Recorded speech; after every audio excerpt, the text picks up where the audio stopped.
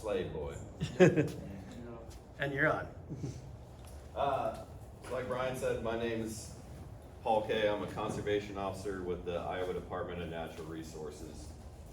In a concert, we're gonna talk about my job today, some of the training that we go through to become a conservation officer, some of the training we get after you're hired on, and then kind of a career path. And then you have a special treat today. I have Logan Sanders, who is our seasonal officer for this summer here stationed in Burlington on the river here, and he does basically water patrol for us all summer. And so he's not on full-time yet, but that's how I started way back in the day, 30 years ago. So he can offer some insights about how he got on there and what his career plans and what he's doing, and basically more relevant because he's a lot closer to age than you guys are. Do I gotta turn this thing on or? Oh, sorry. I'm glad you said something. Sorry about that, Paul. No, I had an online training the other day and they were having problems with the computer stuff, so it was basically a waste of about an hour and a half. Didn't use it in my last class, so I forgot to turn it on. Takes a second to warm up. Yep.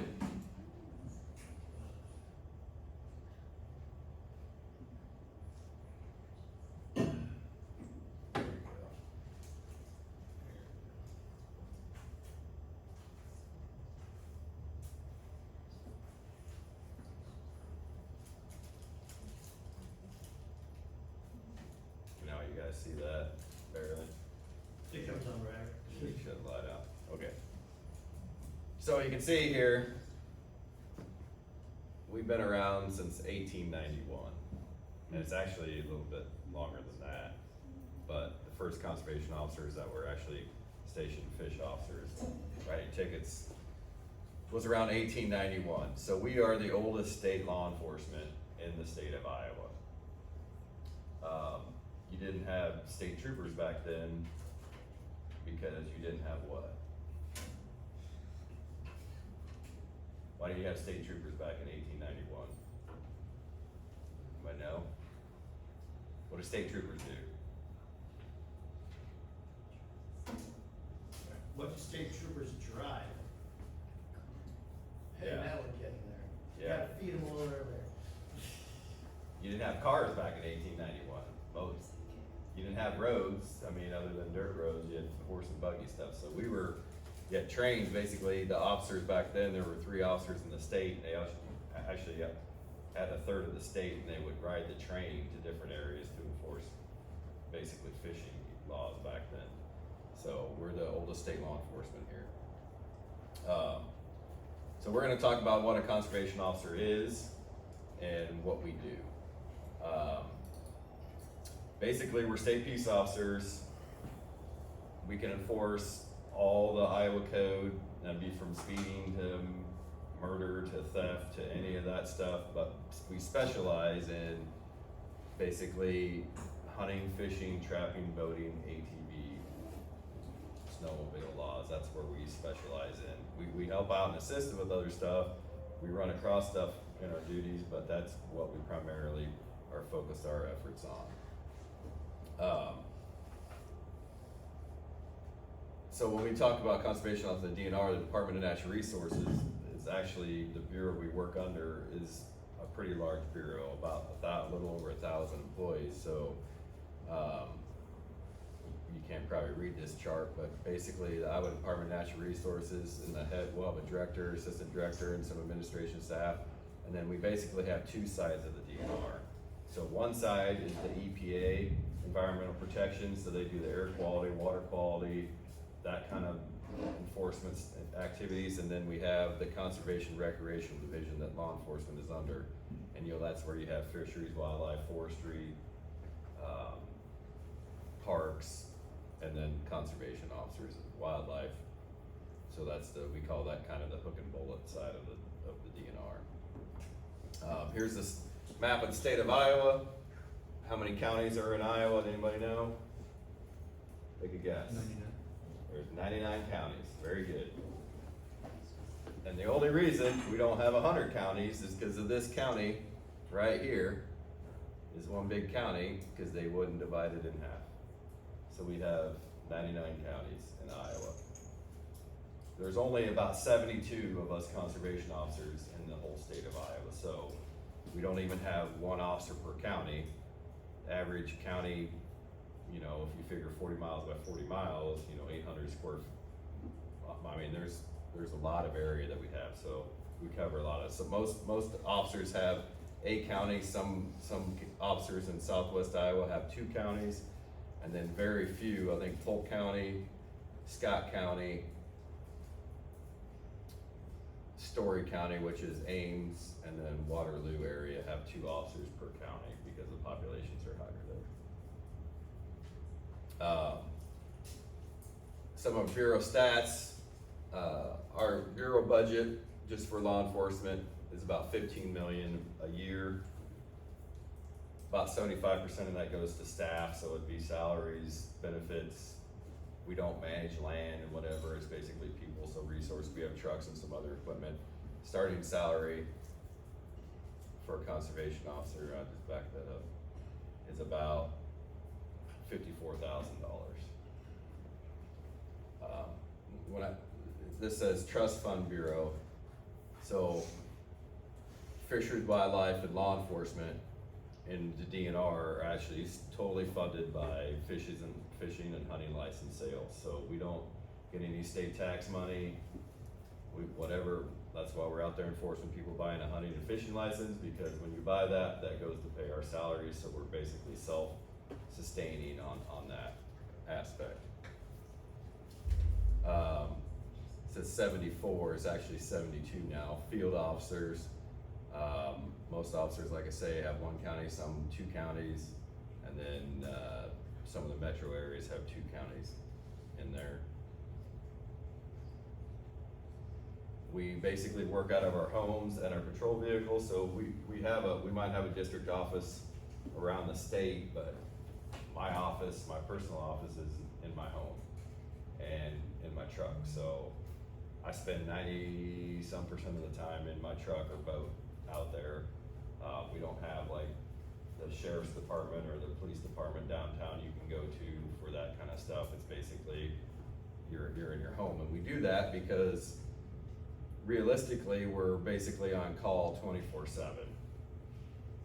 We get 2 days, so you work 5 days, you set your own days off per week. You set 2 days off, but since you have 1 officer for the whole county,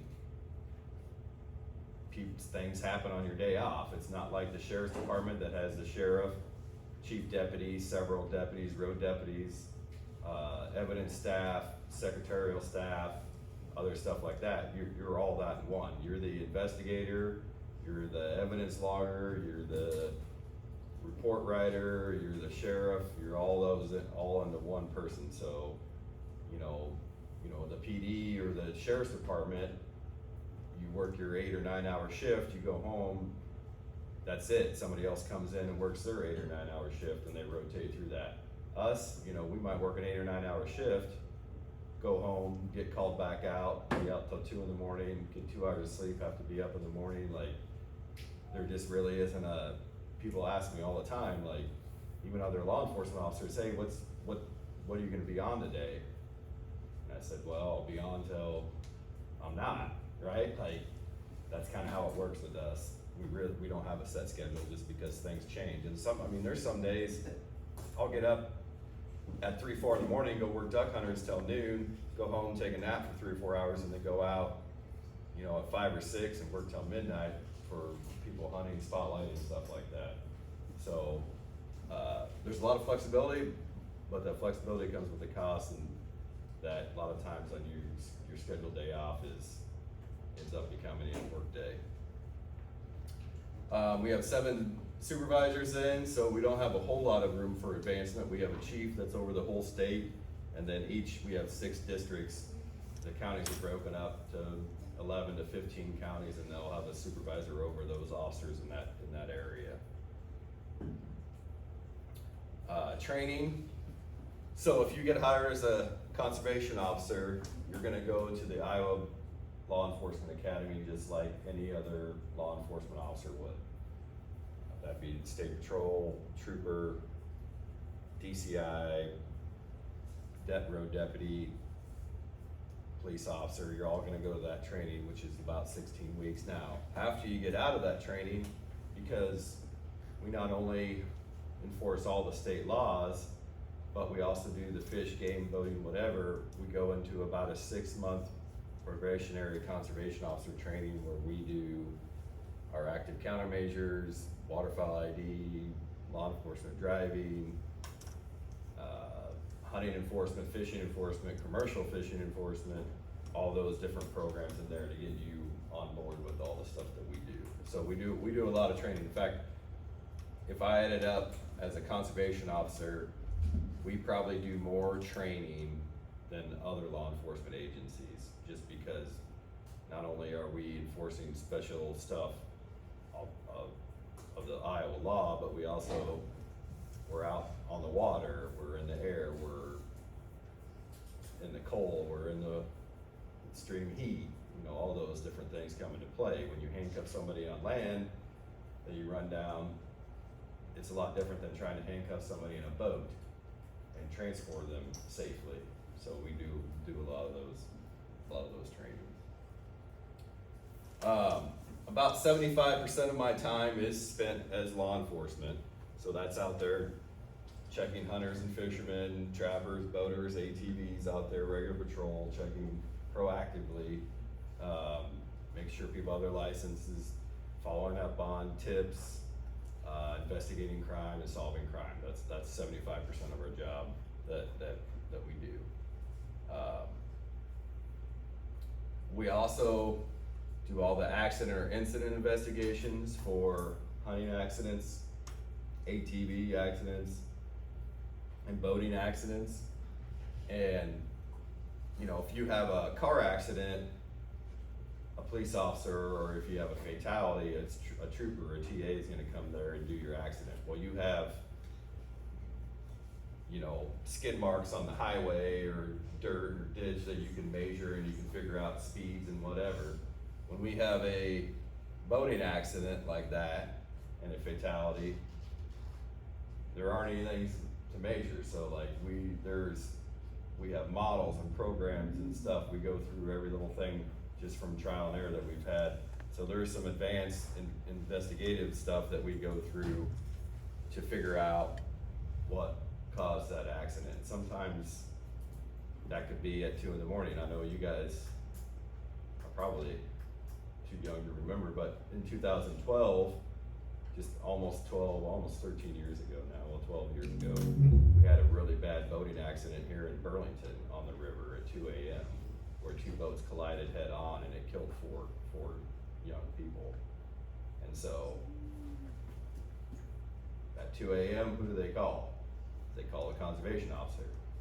Who's the one that pulls the dead bodies out of the river? The conservation officer. So we investigate drownings, all that kind of stuff.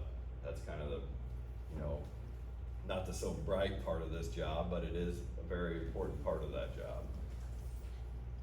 We've actually had hunting accidents that turn into murder investigations. So if you go out and hunting and you shoot your buddy accidentally, it's one thing. Well, we've actually had somebody take somebody out that was actually cheating on his wife kind of deal, and actually went hunting and purposely shot and killed the guy. Well, we could, by our investigative techniques, could actually figure out that it was purposeful, that it wasn't an accident, and it was actually turned into a murder investigation from there, and convicted. Some of our other law enforcement duties include regulatory inspections. So if you make money and you're involved in anything hunting, fishing, boating, trapping related, we are going to have a permit for that, and we're going to have an inspection process and approval process for that. And that would be everything from game breeders to taxidermists to wildlife rehabbers to scientific collectors, boat dealers, rental boat operations, commercial boat operations, any of that stuff. So we do all the regulatory inspection for all those different entities in there. When you make money on wildlife, there's always this element of crime that goes on, just like it would be with drugs, or money laundering, child trafficking, human trafficking. When there's money involved, there's always somebody trying to do a criminal element. And if you take just the illegal sale of wildlife across the world, it is in the billions of dollars of illegal trade. And that's everything from the Fish and Wildlife Service have people at airports. I mean, we've got, anybody know what a pangolin is? Anybody know what's a pangolin? You know what's it look like? Fluffy. It's not fluffy. It's like a tiny little armadillo is kind of what it looks like. And they are the most trafficked animal in the entire world. So you have other endangered species, lion pelts, elephant tusk, ivory, all this stuff, those poachers across the world. We get involved, and it's just amazing in my career. I got involved with somebody that was trying to sell a Gila monster illegally, right? So you never know what you're gonna be involved with, but that stuff, especially reptile trade in Iowa, we only have 5 venomous snakes, and most of them, all of them are endangered. Most of them you probably never ever see in your life. There's people that are out there trying to catch these things to sell them to somebody in a legal trade of some kind. And then another about 20% of my time we spent through education, and that, like you, to be able to hunt, you have to take hunter education. So we're in charge of administrating and teaching hunter education programs. We do school programs just like this. We do other programs with non-governmental organizations, NGOs like Pheasants Forever or Whitetails Unlimited, Quail Forever, all that, to get people out in the outdoors and using the outdoors wisely.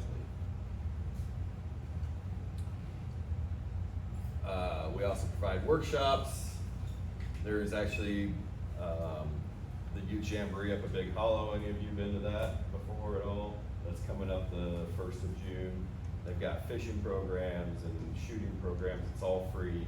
They even feed you hot dogs, I believe. You can come up there and take part in some of those programs for free. Then we have DNR shooting sports. Anybody involved in the Scholastic Clay Target team here in Burlington? Nobody shoots trap in here? So there's 5 high schools in Des Moines County. Every high school has a clay trap team that's gotten really big. We have actually more clay target teams than any other state in the nation. You can believe that. And so Burlington High School has a clay target team. We also have NASP, which is Natural Archery in the Schools. We don't really have that so much in this area, but some parts of the state is really big. Basically where you shoot bows at a target, and their state shoot is in March every year, and there'll be thousands of kids that come participate. And then we have something else, it's called SASP, and that's just kind of starting, which is action shooting, so rifle and pistol stuff teams. We have some teams in Iowa that high schools compete with rifle and pistol stuff. We administrate and do all those programs. And then the rest of my time is miscellaneous duties, and miscellaneous duties is miscellaneous, like it could be anything. So this is hard to see, but this is actually an in-ground pool that had a cover over it, and that is a deer in the bottom of it. And guess who they call to come take care of that? The conservation officer. How do you get a deer out of an in-ground swimming pool? I can think of ways. Yeah. Anybody got an idea? Anybody know what I did there? Pick it up. Well, so these are like 20-foot walls that are straight up and down. That's an adult deer that wants to kick the living snot out of you. So you make a rope, you lasso it, and get it out. And then the other part is you have to get your lasso off the deer once it's running around. The YMCA here in Burlington, just about every year or every other year, there's an antler deer that gets caught in one of their soccer nets, like clockwork. Usually about January, February, for some reason, they'll call me and there's a deer all tangled up in a net. out there that I've gotta get out. I just had a call yesterday, as I shut a day out, some lady had a snake in her chicken coop. So you become the monkey tamer and the snake charmer and everything else wildlife related. Raccoons in your basement to, you name it, bats, whatever, like, you're the wildlife guy, that's who they're gonna call to come take care of stuff. We also do some landowner resources, people that wanna get more deer or turkeys or pheasants or whatever in the ground, they call us to go out. If they have crop damage, they usually we're the first point of contact to get our depredation people out there to look at stuff. So pretty much all of our stuff is dealing with people in some regard. If you work in law enforcement, you are in the public relations game. That is your deal. You're gonna be dealing with people. So what the future holds, so I've done this for full-time for 25 years, part-time, 30 years I've been involved with as a conservation officer. And in this time, I figured, when I started, I had a bag phone. Anybody know what a bag phone is? So it's like this bag that you plug in your cigarette lighter, and that was your cell phone. It's on a cord, just like a home phone. You couldn't take it out of your vehicle like it's this huge bag thing. We're lucky you even had that. Because before that, it's based this big Bendix King hip weight of a radio that you carried around. That was your only communication. So when I started, most people didn't even have cell phones. Now, I've got 3 phones on my person right now. Like literally 3 phones. We have a body camera. None of that existed. So if I went to the duck marsh at 5 a.m., if I was sneaky enough, I could sneak around from hunter to hunter to hunter and check everybody before anybody knew I was there, or most people. Now, after the first group that I check, they're texting everybody else out there that game warden's here, right? You get your stuff right and whatever, get out if you don't have a light, all that stuff. So that's changed a lot. I have a computer in my truck now. Great for accessing records and doing different things. It's also sometimes a hindrance, right? Because stuff doesn't always work right, and we don't always get service where we're at, especially us. Like, we might be somewhere that it would take an hour for somebody to get to me. So, since I'm alone, 99% of the time, if I encounter people, everybody I check has guns and knives. Everybody that I check, whether you're fishing or hunting, everybody. You become really good at talking yourself out of situations, because if they wanted to shoot you, it might be a week before somebody actually found you, if they found you at all. In fact, conservation officers per capita, there's only about 5,000 of us in the whole United States, have more injuries than a lot of the other officers do, because their reaction time to that. We also, because we're experts in ballistics and shooting, solve more murders than all law enforcement combined. Now, these murders are animal murders, right? But it's all the same. I mean, deer, blood splatter, all that stuff. A lot of our stuff that we've actually used with ballistics over time, they've actually adopted into some homicide investigative techniques with different things, just because we've solved so many of those crimes. So technology is great, but usually the bad guys have it before we do. That's what, like, it just seems that's how it is. Like, we get it, but the other guy, we have limited budgets. When we buy stuff, we put out state contract, it's a low bid. The other guys are buying the really good stuff, thermal scopes now, all sorts of stuff. They're coming in, like they have it too.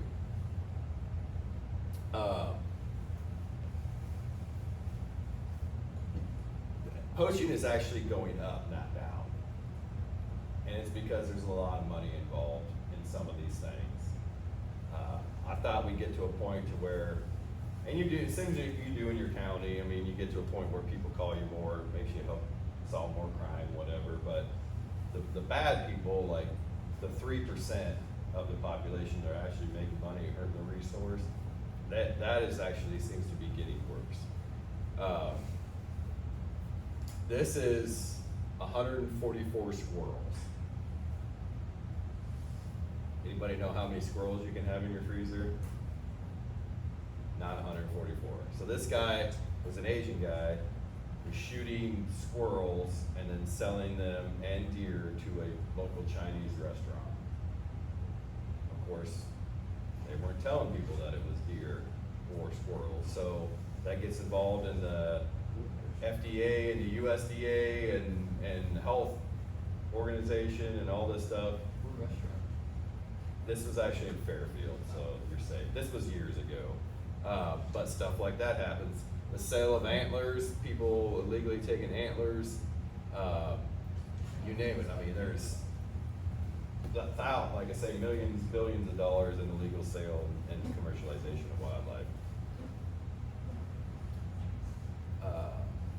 So when we talk about getting on, and this is going to be in general, this isn't just for a conservation officer. You guys are young enough.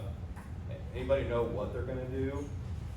What they want to be when you graduate, go to college, whatever, what you want to do for a career when you're older? Anybody in here? Any ideas? Mechanic, that's good. Welder, yep, great. You guys will write your own paychecks. Yep.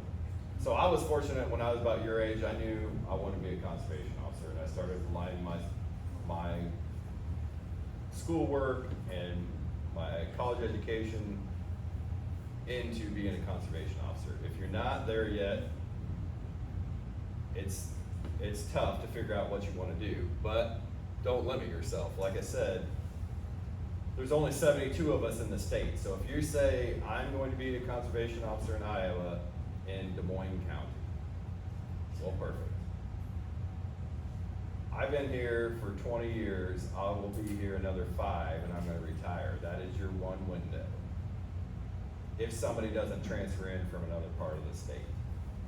So if you limit yourself so narrow that you are gonna do this right here, the chances of that happening are very slim. But there's other counties in the state, there's other states. I actually went to Missouri and worked for 5 years and came back to Iowa. There's the federal system, there's the county system, there's a lot of areas. The biggest thing is to get your foot in the door in a job, and then you can move around once you're in there, transfer around within. So don't limit yourself. 2, work a variety of summer jobs. So say, so Logan's working for us this summer. We have, how many summer interns, 20? Yeah, something like that, 2025. Yeah, 2025 a year we hired just to do water control. I'm guessing, I started that way, a lot of the officers that are full-time started that way. It's still a small percentage of the people that actually we hire, but because some, you go work it for a summer and you're like, that's not for me, this kind of sucked. So if you waited your whole time, did all your college, all this stuff, and then I'm gonna be a conservation officer and then work one summer and I don't like it, you pretty much wasted a lot of your time.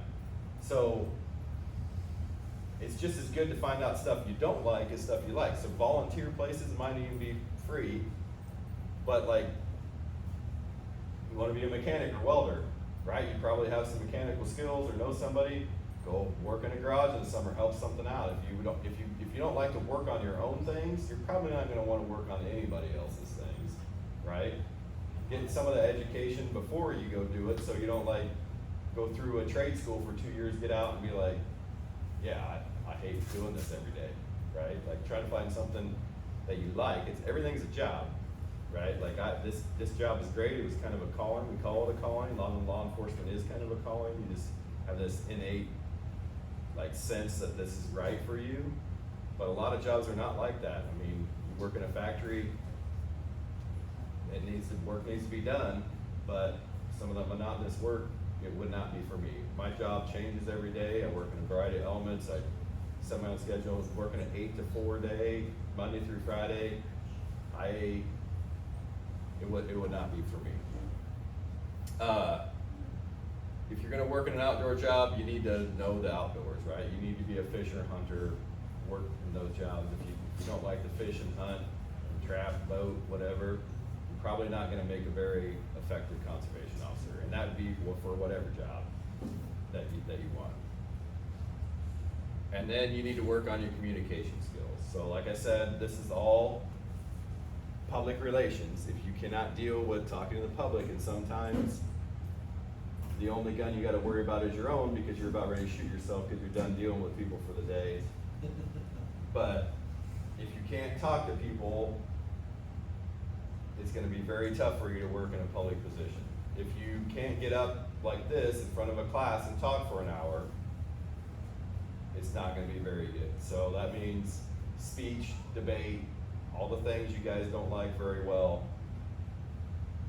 You're not born with this ability. Some people are better than others, but you've gotta practice those skills to be able to communicate with people. And I can see in today's world, it is probably worse than ever, because you can literally sit on your phone and never leave your house and order things and have food delivered and never have to talk to anybody. So our communication skills are actually going down, not up, even though we have the internet and the whole world's education information right at your fingertips. We waste our time on TikTok 8 hours a day, right? And then you need to be realistic and persistent. So like I say, if you think you're gonna get out of high school and you're gonna be the CEO of a Fortune 500 company making $1.5 million a year, I hate to break it to you, but that's not gonna happen, right? So be realistic. Just like most jobs, even today, you have to start at an entry-level position and work your way up.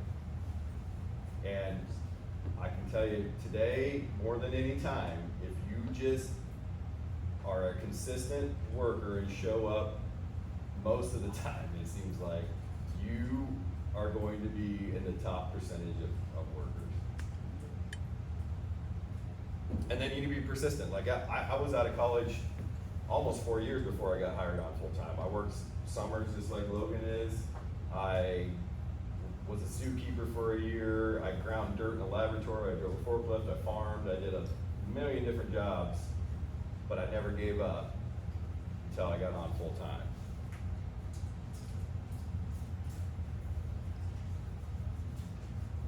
Questions?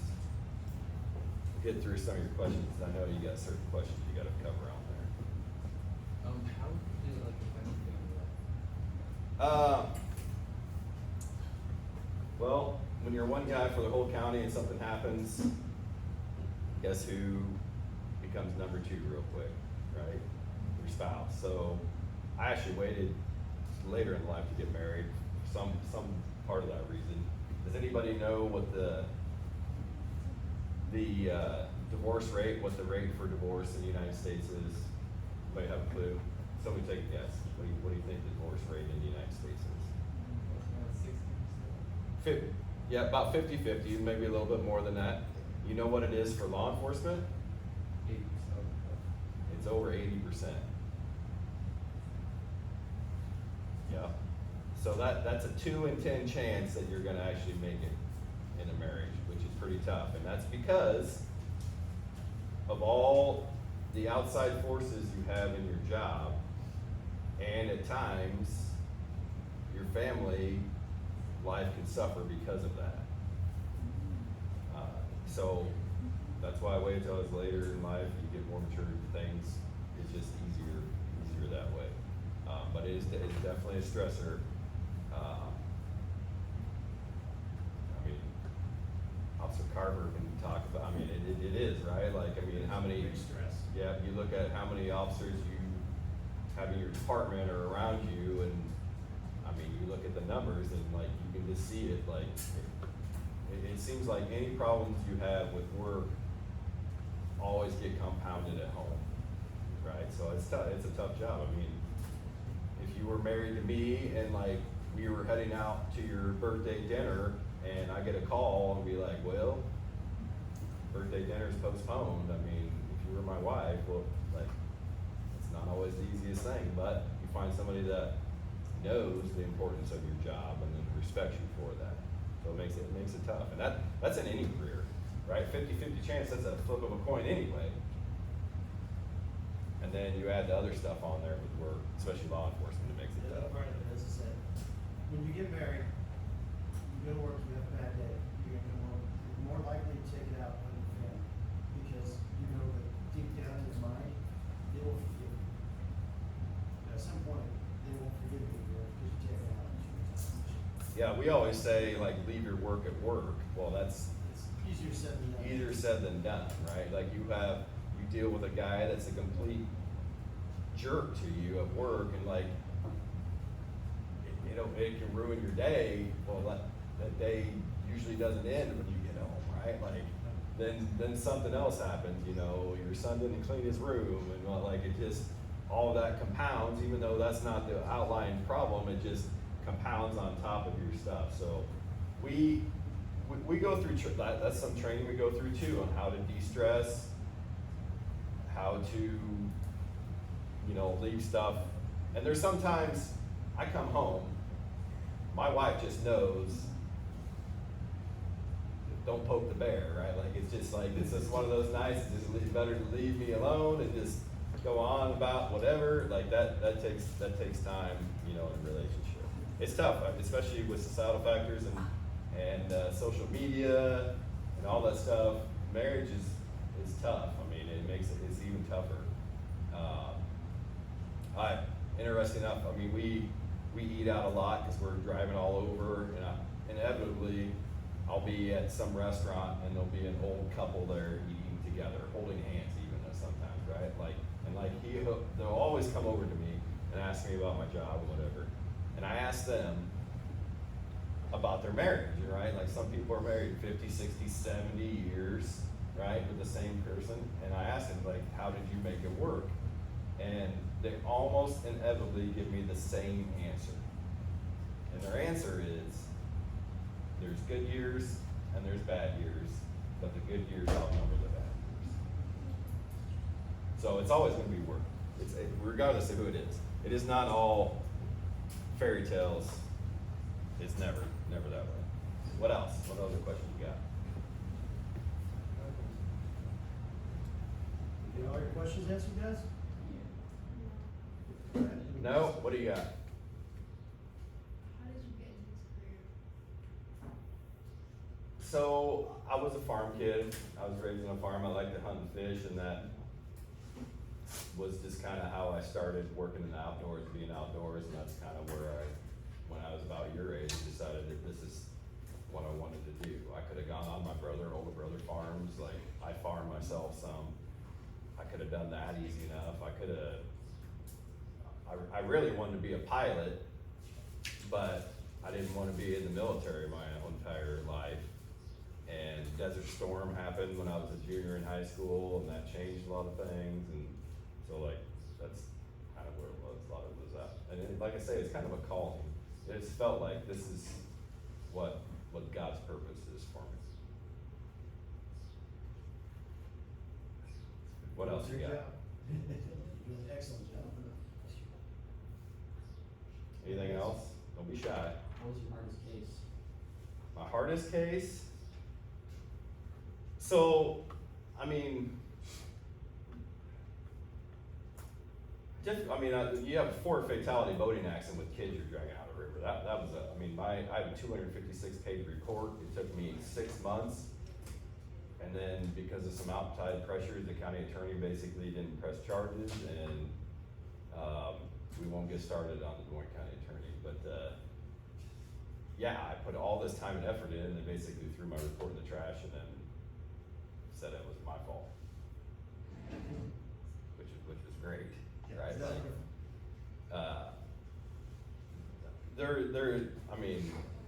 I was trying to think.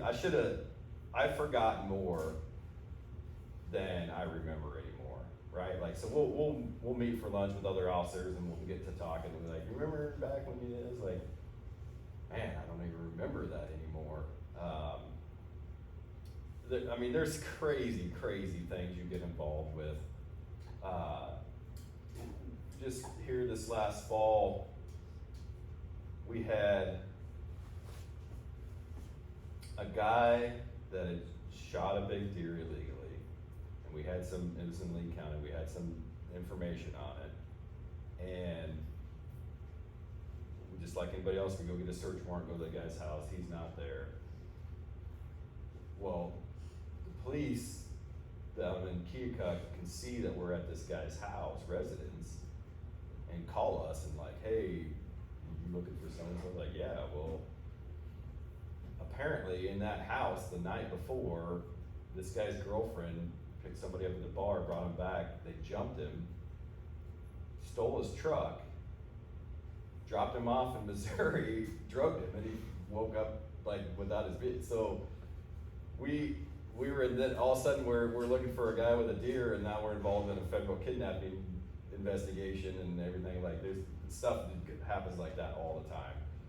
Drug stuff, like you find one thing and then it just skyrockets into all sorts of stuff, like just crazy stuff, right? Like I get people that call me and ask me, or to say they've seen Sasquatch, right? I mean, I don't even know if that's my job, but like there's nobody else gonna do it, right? Like our old sheriff, Mike Johnstone, said he saw Sasquatch back when he was 12 on islands growing up. So, I mean, I don't know what they see. I mean, I investigated a werewolf site one time. I think that lady was on drugs, actually. Was it But full moon? I don't know. When I showed up to her house, and I say house loosely, it was more of like a plywood shack. I knew, like, yeah, something else is going on here. But yeah, you never know. I mean,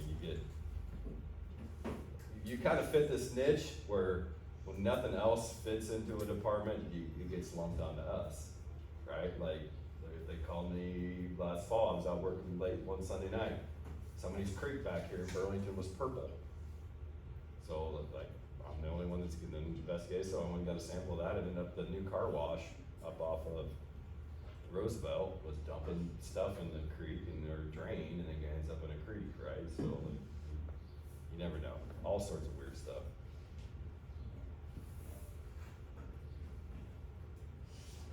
What else? Anything? We'll have Logan come up now and we can talk about how he started, where he's going, where he wants to go, what he's doing, and because he's kind of just a step ahead of you, kind of where you're at here. Yeah, that's basically how I was gonna start this. So I'm Logan Sanders. I just graduated out of Central Lee like 5 years ago down in Lee County. Unfortunately, I don't get to talk about like bag phones and the dinosaurs that roamed around when Paul started as a CO. But yeah, currently I work as a water patrol officer, like Paul kind of mentioned. I'm down here this year. Basically, they've got me running the river on a super expensive patrol boat that goes really fast and is really awesome. And I get paid to do it from like Fairport all the way down to Keokuk. And it's awesome. I get to go out and I get to talk to fishermen, people boating, and you know, sometimes there's some citations and different things written, but I get a lot of freedom. I'm a junior in college now. Gosh, I can't remember, but yeah, junior in college, and I set my own schedule in the summers and get to do all kinds of fun stuff. So it's a pretty sweet job. And the DNR too, like, are any of you guys like interested in the outdoors, like to hunt and fish or do anything like that, or even just be outside? Anybody? Yeah, so there are so many jobs, and I remember sitting in your shoes like in high school and like, I don't even know how to get started, but I have friends now that are working fisheries. My best friend just from college just texted me a picture yesterday. He works for fisheries for the DNR, and they had like a 60-pound lake sturgeon that they chopped up with a boat, and he was holding it, and it was awesome. So yeah, there's just a ton of really, really cool careers that you can get into, and if you're even remotely interested in it, like I just rode with Paul this last winter. I've ridden with a lot of different conservation officers and just like jump in and you can just go experience what they experience for a day, and that's a great way too to even see if like this is something you want to be interested in. But yeah, it's really awesome, and I unfortunately don't have a good PowerPoint or anything, because if it wasn't raining I'd be out running around on the river and having a lot of fun. But it's a great job to work for. Like I said, I essentially get paid on a day-to-day basis to just drive around and check out beaches and talk to people, help kids catch their first fish. It's a really, really great job. So yeah, if you guys have any questions for me or about how to maybe get started in that, it's kind of hard to get your foot in the door, but once you do, a great thing. I don't know if you have anything else you'd like me to touch on as well. I'm a lot less prepared than Paul was, but So what got you into this? yeah, so actually I was a little bit different than Paul. I'm a big hunter and fisherman, but I didn't have so much of a calling. When I was in high school, I had zero idea what I wanted to do. I joined the military right out of high school, serving in the National Guard, and then Dan Henderson, who's the Jefferson and Henry County CO, and a close family friend of mine. I just happened to go right along with him one time, and I realized like, hey, this is right up my alley, and started getting things in order and starting to pursue this career. But yeah, I have friends that just this last year in college, you know, started doing some hunting and fishing and being outside because they want to become a CO. So don't let the fact that maybe you're underexperienced in the outdoors deter you from thinking this is a career you can pursue. It's just that once you decide you want to do it, start taking the steps to become knowledgeable about all the things in the natural world. How'd you apply for this? So that's the hard part. So it's an online application. The water patrol job. Are any of you guys seniors in here? All our seniors graduated already. Oh, okay. Well, Lucky them. Yeah, yeah, good deal. So when you are seniors, I guess they have the state of Iowa. Like if you follow Iowa DNR on any social media, they'll put out towards the end of the year that they have this application process. They had this really cool, like, I don't know, I guess you could call it like a hype video last year, all of us in training and stuff, driving around on boats and different things. But essentially, and then yeah, it opens up, I think, sometime in December, and you can apply for it. You'll go and interview with a bunch of conservation officers. I showed up, I was probably like 20 years old with a little tie on and shaking like a leaf in a room full of conservation officers trying to convince them to hire me. So it was a really, really cool process, and yeah, I think they post most of their jobs online. They're a little difficult to find, but great resources if you're interested in it is to get in touch with, you know, your conservation officer, which would be Paul in this county, to try and find out when some of that stuff opens up. Yeah, pretty much all our stuff. So Department of Administrative Services, which is DAS short, is gonna have all the state jobs for the state in there listed. So DAS has a website, you can look it up, that's all gonna be listed through the DAS website anymore. It's changed a lot. We used to have, back 25 years ago when I started trying to get on full time, you'd have 1,800 people apply for one job. So now it's come down a little bit. So it's actually, if we find somebody that is actually good candidate, especially like Logan working summers, that's how I work. Us COs that are full time work with seasonal people. We can find out the people that we want to hire. A lot of that we weed through, like, because he's basically me on the river. A lot of time we'll work with him and get him started, but then he's on his own quite a bit, and then like you basically kind of sink or swim from that. So that's how we find a lot of our stuff in our job out there. Yeah, another really cool part too, I kind of forgot to touch on. So this is my third summer working. I've worked 2 other lakes, one on Council Bluffs and one up in Coralville. And so it's been really cool too. Like I've gotten an opportunity to just work all over, and I have friends now that are conservation officers already that I've worked with in a couple different states around the country. So like it really, once I got started in this job, like things have opened up. I know full-time conservation officers in Texas and Nebraska and all over the place. So it's really cool. You get to make a lot of friends, really. Sounds like a neat experience. Yeah, it's fun. It's, even if you guys like aren't sure, maybe the CO route is for you. If you get to be a junior or senior in high school and you're like, hey, I just want a 6-summer job, maybe just apply for it and give it a try, because you might fall in love with it. That's kind of what I did. So yeah, I can't think of a better job for someone that's either in college or just getting out of high school. I can't say enough. I'm getting paid to drive around on a like $40,000-$50,000 boat and just talk to people all You summer. will have the worst farmer tan of your life. Yeah, I'm already getting started here, so we're rocking. What's the hardest part about it, you think? I think that varies per individual. Yeah. I think my hardest part is, and for me, it's that I don't know, like wanting to do more as a seasonal. Also, it was hard too at first to like get into the flow of I'm making my own schedule. You come out of a summer job and And like, you know, I've worked other jobs where you have a boss and somebody and they're kind of telling you what to do, whether you like to do it or not.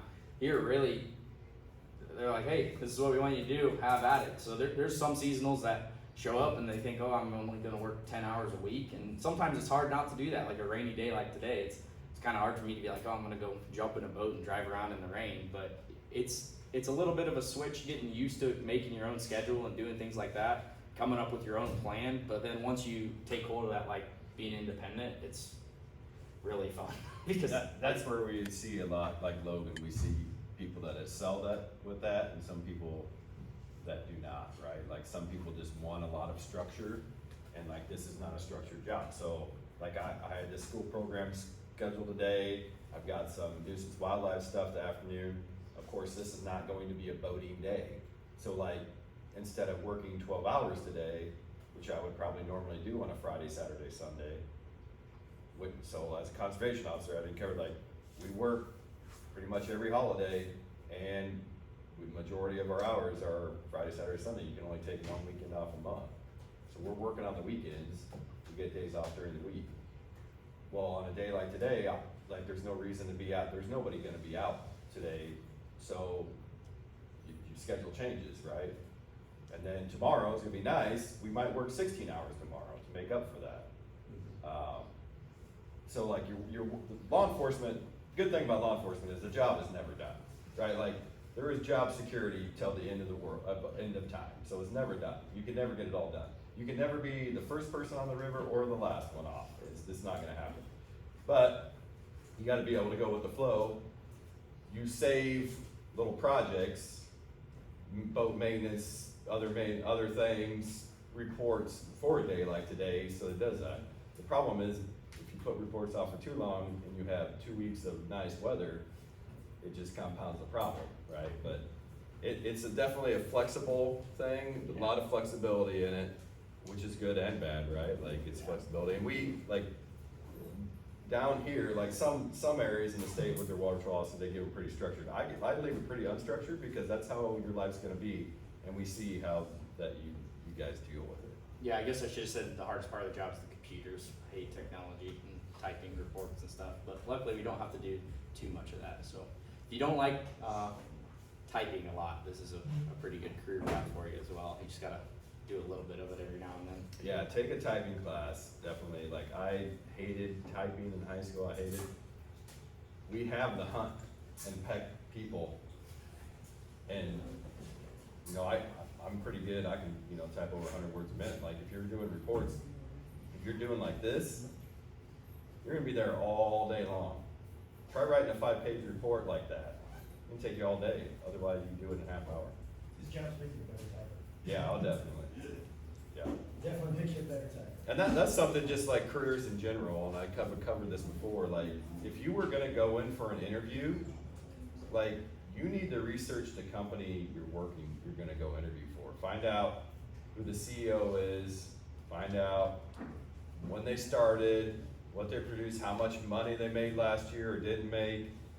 You know, find that stuff out, so when they ask you questions, practice your questions ahead of time. They're almost always gonna ask you what your strengths are, everybody and what your weaknesses are. And you shouldn't say, I don't show up to work half the time. Like that's a bad weakness, right? You need to find a weakness that's a strength of some kind that you can change, right? You gotta be prepared for these questions, right? Like, why are you here? Why are you applying for this job? If you sit there and just kind of like, the mouse is running around like chicken coop, right? Like it doesn't look very good. You should be prepared in there, and prepared to the point, like, if I was going in, I would research everything about this company, what the guy does, what he does on his off time, look at his social media page, because guess what?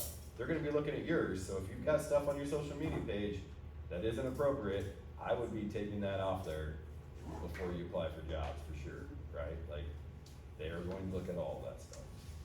Another thing too, this is just general knowledge as well, but coming right out of high school, he said, I feel like it's not all that long ago, I guess it's been 5 years already, but definitely just like try to find a way to get yourself motivated, because that's what I struggled with in high school, is just being like, I'm just gonna go day to day here, and I did all right, but definitely didn't do the best I could. But if you can find a way, like right now, to start to motivate yourself, just little like baby steps in anything. Like let's say, you set a goal, you just want to run a mile, like by the end of the next month or something.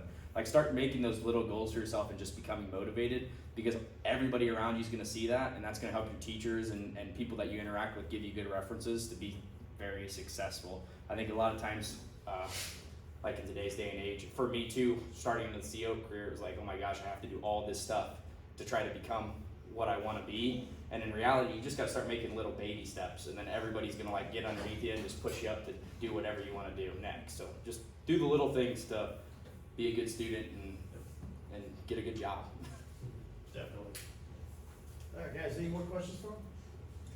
All right. Let's give it up for him for coming in here.